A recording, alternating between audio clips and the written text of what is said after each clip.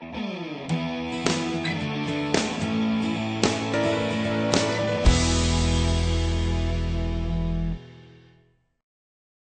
recognize this from the last video. So this is a third part in the series. So the first one was the social media strategies and tactics, and I'll put the link down below underneath this video. But strategies and tactics, and then we also talked about in the last video, part 2, we talked about the 4 levels of a social media ROI assessment. When we talk about ROI, or return on investment, really what we're talking about here, well, let me see if I can get my pictures back here, okay, my little mind map. When we talk about an ROI, we were really talking about a question that's being asked at this level, at level 4, okay? Level 4 being the economic impact. You'll have to watch the last video because I'm not going to recap in this video all of the different types of metrics at level 1 and level 2 and so on, but it's a compelling model that didn't actually start with social media. It actually started in the training industry by a guy and popularized by a gentleman by the name of Donald Kirkpatrick back in 1975. And anyway, I'm proposing that we could use the same model to answer questions about social media ROI, social media return on investment. And first of all is to recognize that there are different levels of assessments that we can do for any program, whether it be a training program or social media program. And then one of the challenges that we have today, whenever we talk about social media economic return or the value of social media, is that we sometimes talk against ourselves, or we have disconnects. And part of that disconnect is the fact that when people usually ask a question about what is the economic value of social media, or the ROI, the return on investment of social media, that they're really asking a question that's up here at level 4. Okay, those are ROI type questions, or what's the sales and revenue that's generated from your monetization activities for social media.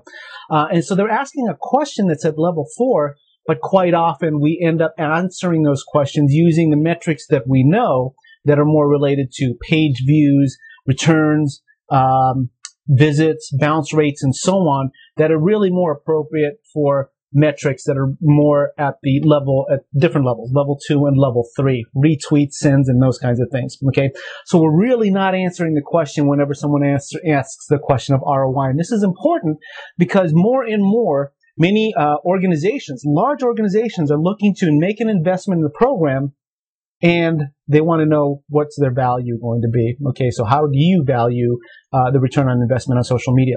Okay, so let's go ahead and get to it here. The third part of the series, I wanted to just hit on, kind of drill down a little bit more in level 4. Okay, so let's take a look at level 4. And here's my my mind map for level 4. And basically, it boils down to 4 different types of things, 4 different main criteria here. And one is starting off with the idea of first defining what your key business objectives are, or your goals, okay, your goals and objectives. And basically what these are is, it's a desired endpoint. And some of these things are around, this could be, some examples of a key business objective would be an increase in the net new customers. Just making a statement like that, very vague but high level, okay, gives an idea of what your objective is. I want to increase net new customers. Or I want to increase net new customers in North America, or in Orange County, California, okay? Or it could be, I want to increase my return on investment, or I want to increase my sales or revenue, I want to increase cost savings. And basically, it's a generalized, vague statement like that, but around which you definitely want to be able to track some metrics associated with that, okay? Let's see if I can get my targets going here. So very much related to key business objectives, and would be some targets around that, okay? Because generally speaking, if your objectives are more high, at a higher level, okay, they're more vague in statement, in terms of direction that you're trying to accomplish. Let's look at targets. Your targets, you got to have some targets around that. And the targets would basically be a specific value that's assigned to an objective. These are going to be values that are very specific, and they also have a time value associated with them. So that way you can measure them and you can track them over time. Okay, so they'll have value and time associated with them. And some examples might be, if your objective, let's say, is to increase net new customers, well, some examples of that might be to acquire 300 net new customers by the end of Q2. And I notice there's a specific value and there's a time associated with it. If your objective, let's say, is to reduce SG&A, sales, general, and administrative expenses.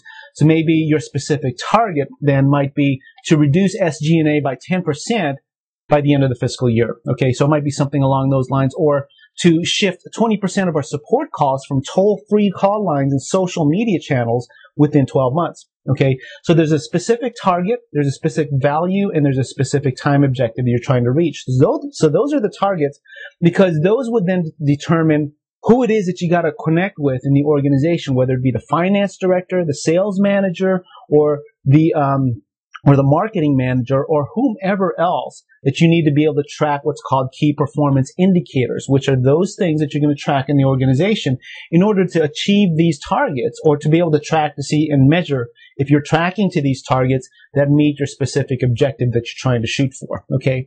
Now, in terms of accomplishing all of those things, another thing that we have to kind of go back to is, remember in that first video when we talked about strategies and tactics, and that strategies and tactics are really not the same thing. But the problem is so often we talk about strategy in terms of tactics. Let me actually just be a little bit more blunt about it. Oftentimes we make the mistake of saying strategy when we're really talking about a tactic. Okay, so here's an example. A strategy really is something that is a plan of action that's designed to achieve a specific objective. Okay, and again, these can be higher level.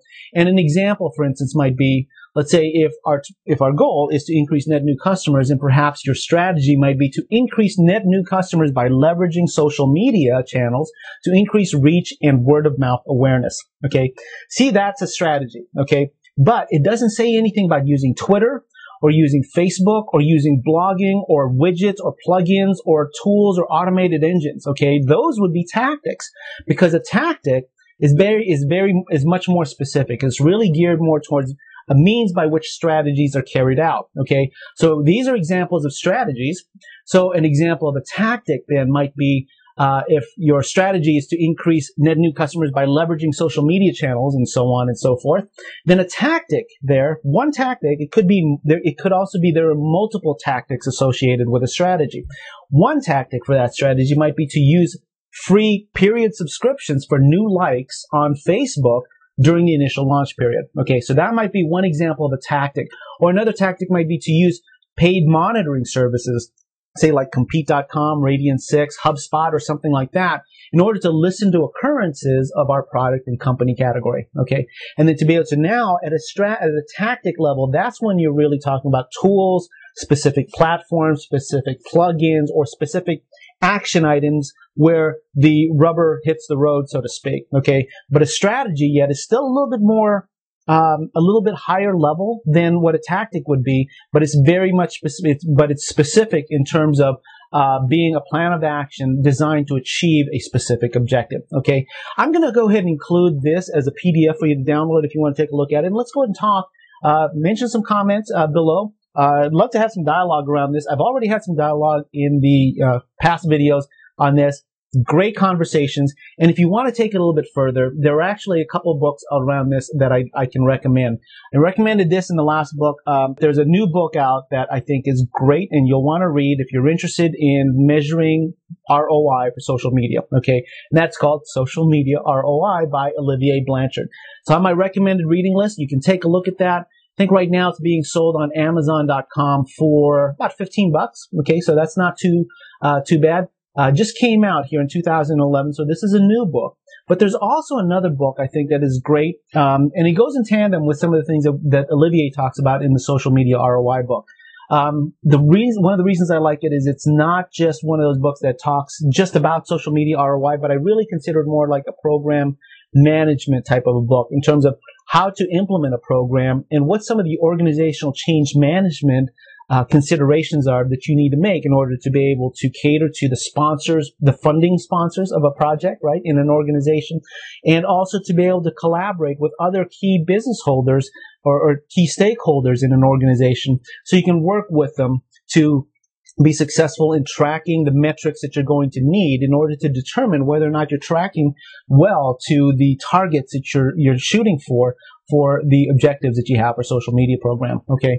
Now, the other thing is actually, ironically, a book from 1993 that I think is still highly relevant today called Managing at the Speed of Change. And I think both these books go together very well if you're thinking about putting a social media program in place in such a way that you can manage the ROI, track the metrics, to achieve certain key business objectives and be able to track your strategy and also be able to put some tactics in place to achieve those strategies that ultimately meet some business objectives. Okay, take a look at these books. I will put them below as a download for you if you want to take a look at them. And let's talk in the comments. I'll talk to you later. Take care. Bye.